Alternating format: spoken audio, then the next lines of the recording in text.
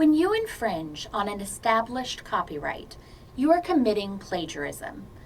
This practice can have major repercussions on your career as a student or in your professional life.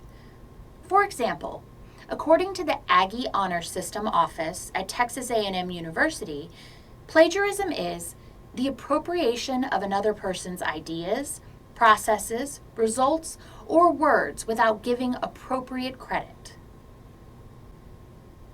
Plagiarism is just one type of academic dishonesty and is one of the most commonly practiced violations.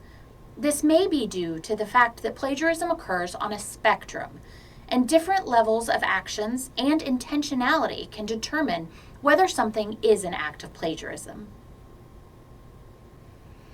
As you can see on this plagiarism spectrum graphic, different types and degrees of severity can be recognized when we're talking about plagiarism.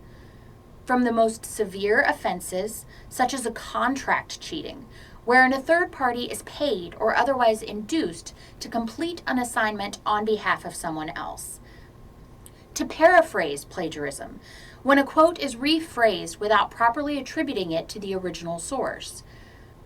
Take a close look at the plagiarism spectrum and ask yourself honestly, have you ever thought things like, I can't write this better myself, so I'll just use it? Or I can just use my old essay again.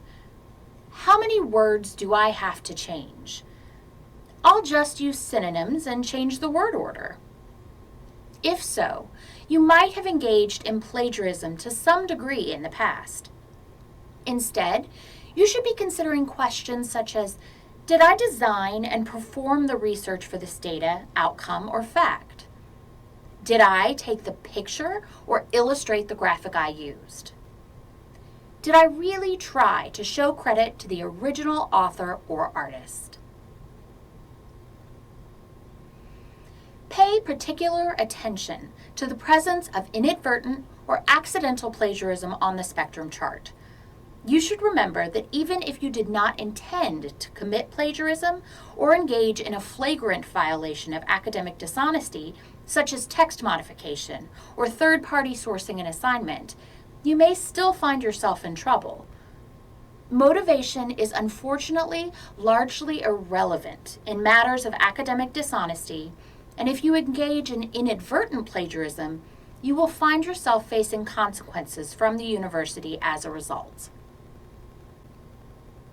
Avoiding inadvertent plagiarism is largely a function of experience.